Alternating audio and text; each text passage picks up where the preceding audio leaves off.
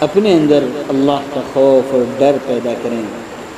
علم کی خاصیت ہے انما یخشی اللہ من عبادہ العلماء، کہ اللہ سے ڈرنے والے اللہ کو جاننے والے لوگ ہیں۔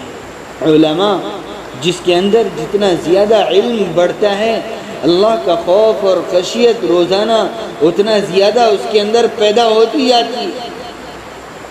اللہ کا خوف اور ڈر پیدا کرے۔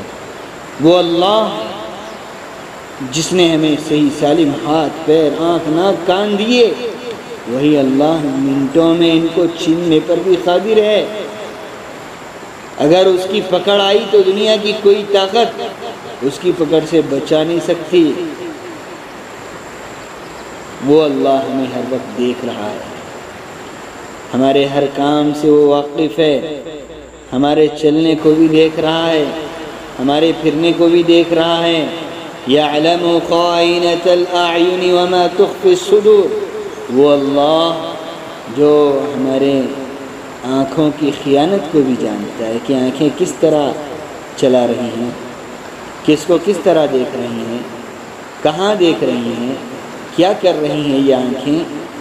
دنیا والوں کو پتہ نہیں چلتا، سامنے بیٹھی بھی، سامنے بیٹھنے والوں کو پتہ نہیں چلتا کہ کون کہاں دیکھ رہا ہے، کس کو دیکھ رہا ہے، کیا اشارے چل رہے ہیں، لیکن اللہ ان اشاروں کو بھی جانتا ہے۔ یعلم خائنۃ الاعین، تمہارے آنکھوں کی خیانت کو وہ جانتا ہے، اور وما تخفی الصدور، جو تمہارے دلوں کے اندر چھپا ہوا ہے اس کو بھی وہ اللہ جانتا ہے۔ اگر مدرسے کے اندر CCTV کیمرہ لگا دیا جائے اور ہر وقت نگرانی کی جائے کہ کون کہاں جا رہا ہے، کیا کر رہا ہے، کیا کر رہی ہے، تو بتائیے کیمرے کی آنکھ دیکھ رہی ہو تو کسی کو غلط کام کرنے کی ہمت ہوگی؟ میری بہن، اللہ ہر وقت دیکھ رہا ہے، اللہ ہر وقت دیکھ رہا ہے۔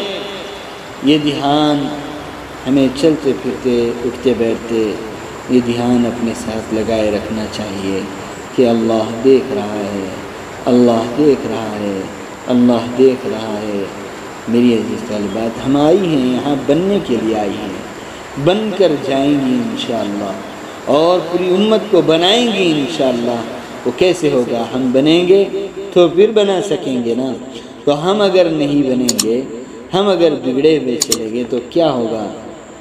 پتہ نہیں۔ اللہ ہم سب کی حفاظت فرمائے۔